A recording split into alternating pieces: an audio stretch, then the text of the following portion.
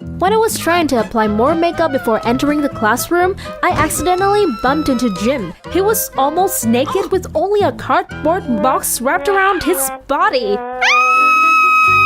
I screamed in panic, but he quickly covered my mouth. Don't scream. Your stupid bestie Zach took all my clothes. I'm just trying to find them. Jim's cheeks were red. I sighed. Zach probably picked on that poor nerd again. In the end, I helped Jim get another set of clothes to change into. Hi, I'm Molly. With one glance at me, I think it's natural for people to assume that I'm a famous, rich, and spoiled blondie. Well, that's actually what I want them to think. Why? Because the truth is ugly. My mom is an alcoholic and my dad is in jail. I'm currently living in a cramped trailer house. If anyone knew about my pathetic life, I'd definitely become a target of bullying like Jim, a nerdy loser in my school. Just because he was weak and awkward, he was always made fun of. That's why I always try to avoid being seen with Jim out of fear that he'd damage my reputation. However, even in my wildest dream, I could never have imagined that one day that nerdy would change my life forever. Like many other hot girls, my group of friends also included the school's most popular faces. Remember Zach? He's not only the school basketball team's captain, but also the city commissioner's only son. No one dares to upset him. However, he's a mean, big bully, especially to Jim, the poor nerdy guy. One day, Zach unexpectedly told us that due to his low grades, his parents forbade him to throw a house party that weekend. We were all disappointed when suddenly Zach beamed at me. Molly, you've never thrown a party before. It's your turn. Me? No way! Why not? Even a clueless airhead like Nick Nelson can accept his bisexuality. Why can't you throw a simple party? Although I was not into that idea, the group wanted it too, so I had to agree. That afternoon, instead of going home, I sat alone on the school campus, wondering how on earth I could find a luxury place for the upcoming party. When I was in despair, a gentle hand suddenly patted on my shoulder.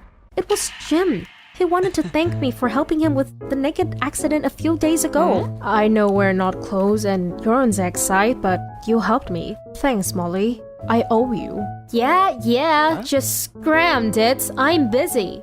I waved my hand to dismiss him, but then an idea popped into my head. Wait, you owe me, right? Yeah. Then, can you lend me your house for one day? Jim fell silent after my request. I thought he would flatly refuse it, but unexpectedly, he agreed. Fortunately, that weekend, his parents were also away on a business trip. Sweet! We'd had that house all to ourselves. In order not to be exposed, I asked Jim to put away all his family photos. I even lied to him that my friends didn't like him, so he should leave the house for a while. He was clearly sad, but still agreed. Geez, sorry Jim, but I have a secret to protect. Soon after, the party was on. My friends had absolutely no doubt about the house and were happily partying. Then, Zach and his teammates suddenly set up an indoor basketball game. They threw the ball back and forth and unfortunately, they broke all the statues displayed in the living room. I panicked and tried to stop them. Oh, damn it! Are you trying to destroy the house? Hey, loosen up. Your family is rich. They won't notice. Zach smirked and left. Oh no, Jim would flip if he saw this. And clearly, that's what happened. Jim came home after our party ended and he was shocked to see the broken statues. Seriously? I lent you the house so you could wreck it? I'm sorry, it was an accident. When we were trying to find a way to reattach the statue, suddenly the doorbell rang. Jim's parents returned earlier than expected. When I was panicking, Jim quickly opened the window and pushed me out. And so, the nerdy boy stayed behind and silently suffered his parents' wrath alone. From outside the window, I could hear all of them scolding, and in the end, Jim was grounded. The next morning, feeling guilty, I went to check on him but only to get ignored.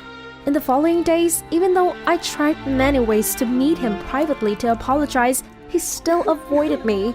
Until one time, I overheard Jim's conversation with the principal.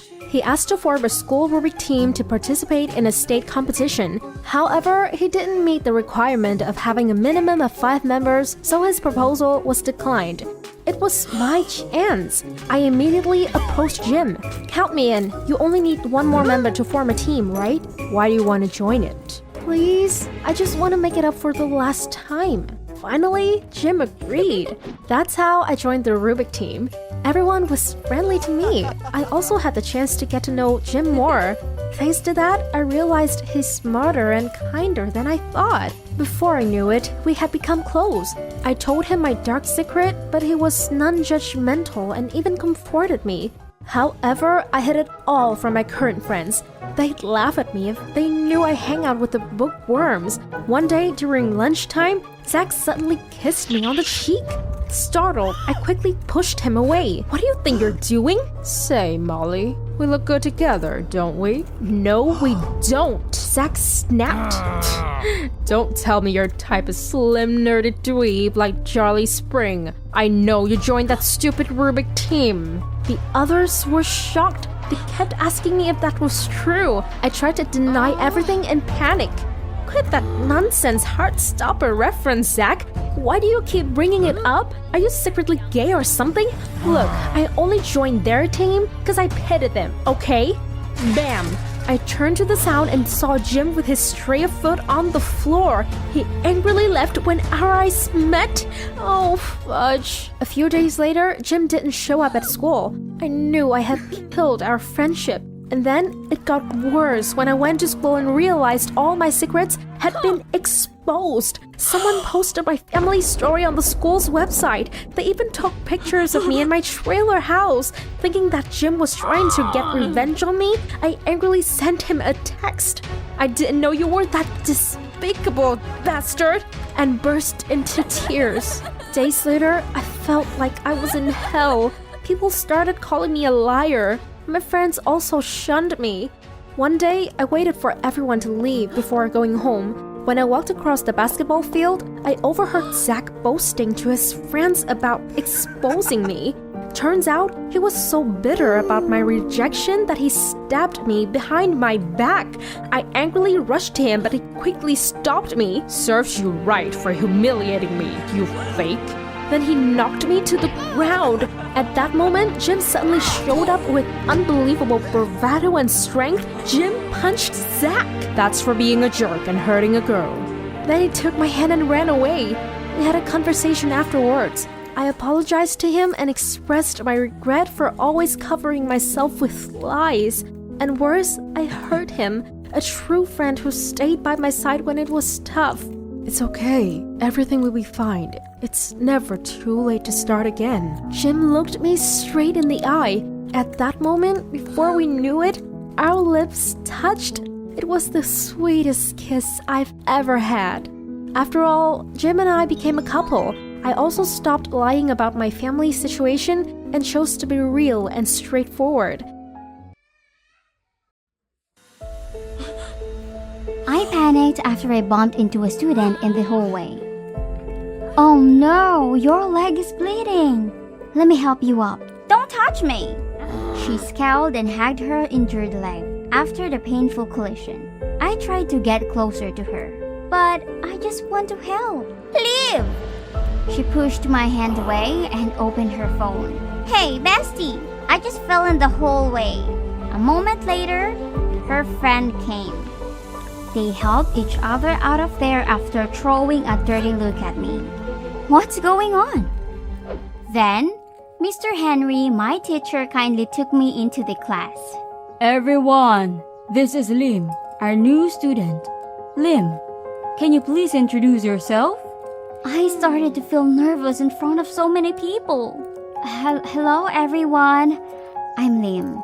My family and I used to live in New York, but due to some circumstances, we have to move here. I hope we can get along well. The classroom became oddly quiet. Dozens of pairs of eyes were focusing on me. Mr. Henry spoke up. Come on, guys. Let's give her a round of applause, shall we? A few claps were heard, but they were still looking at me with discomfort. Did I do something wrong? After school, when I was walking in the hallway, suddenly, cold water poured all over my head. Startled, I dropped the books in my hands. My clothes were soaked and stained with dye. Someone from upstairs had poured shaved ice syrup on me, but they had disappeared. What the hell? At that moment, Zev, one of my classmates, showed up. He gave me a handkerchief and helped me pick up the books. Use this to wipe off the ice. I hurriedly talked to him. Our class is a bit strange, isn't it? They don't seem very friendly. A group of boys suddenly passed by, glancing at us with weird eyes. Zev, startled, shoved the pile of books into my hand and grumbled. Don't try to be friendly with me. Just stay away. Then, he hurriedly left, but I tried to follow him out of curiosity. Wait! What's going on?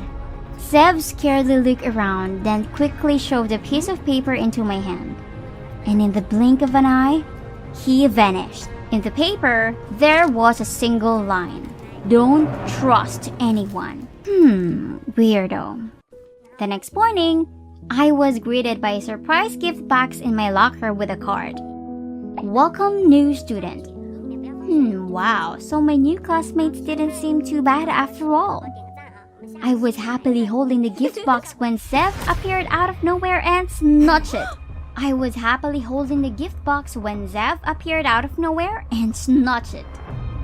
Don't open it. Throw it away. I angrily grabbed it back and stuffed it in my closet. Why? That's my gift. I will open it later. At the end of class, when I was walking through the hallway, I saw Burke, a notorious douchebag at school, and his minions cornering Zev near the stairs. Don't ruin the fun. If you interfere, we'll end you. But is it necessary to do so? Burke grabbed Zev's collar and was about to punch him when suddenly, my phone rang. All of them turned their scary gazes on me. I frantically turned it off and fled. Because I didn't notice, I ran so quickly that I bumped into a student, causing her to fall to the ground. She was in so much pain that she couldn't stand up. Her leg was even bleeding. But when I offered to help her, she just bluntly refused and even pretended I didn't exist. She called her friend for help, and they left me standing dumbfoundedly there. Ugh. Seriously, what the hell is wrong with this school? That night, I excitedly opened the gift box, hoping it'd somehow fix my horrible day. But no! As soon as the lid of the box was opened, several frogs jumped out. I screamed loudly in fear. So, this is why Zev's warned me. What more does he know that I don't? The next morning, I hurriedly looked for Zev. But when I saw him in class, I was surprised when his face and arms were covered with bruises. Gosh, I felt so guilty. I should have stopped Burke yesterday. I asked Zev apologetically, "Are you okay?" But he didn't answer and just coldly turned away. Then, Burke suddenly came to me with a friendly smile. Hey, new face. Sorry about yesterday. We sent you the wrong gift by mistake, so you must be scared. It was meant for someone else. We'd like to make it up to you with a welcome party. Burke handed me a party invitation. I was skeptical, but I didn't want to miss out on a chance to mingle with everyone. Maybe just one more time. But unfortunately, I was tricked again. The party location was just a dark, empty lot. When I was there, my foot got caught in a rope, causing a paint bucket on the tree about to fall right to my head. Once again, Zev appeared at the right time. He hugged me and used his body to block the paint bucket. Zev screamed breathlessly. Damn bass. Burke set up another trap to make fun of you and you walked right into it again? Why do they keep doing it to me? From behind, Burke and his friends laughed maliciously. Ha! 'Cause you privileged city wonker deserve it. Do you remember what you said on your first day? Yeah, that had to move. Oh, we're so sorry that New York girl is disappointed in moving to our hometown then. I'll help send you back in an ambulance. He raised his fist to punch me and Zev, but accidentally, his elbow hit one of the guys behind him. The unlucky feller fell to the ground and passed out. Wow, I know it wasn't the right time, but I wanted to laugh so bad. Behind Burke's fearsome ferocity, he was surprisingly clumsy. Burke and his friends became panicked. Oh fudge, Dean, is he dead? Oh shoot. I tried to calm them down. Hey, relax. I can give him first aid. My father is a doctor, so I was taught first aid skills from a young age. I never thought it'd become so helpful in such a strange situation. Thanks, Dad. I quickly gave first aid to Dean. Then, helped them take him to the hospital. After Dean regained consciousness, Burke and he looked at me awkwardly. Dean thanked me, while Burke stood silently. I spoke up. Hey, I never meant to look down on your town. And if it sounded like that, I'm sorry. Like, come on, the air is so fresh here and the food is good. Oh, what to hate? I smiled and held out of my hand in front of Burke. And despite your weird behavior at school, I kinda want to live here for long. So, peace? He grumbled but took my hand. Our handshake solved it all.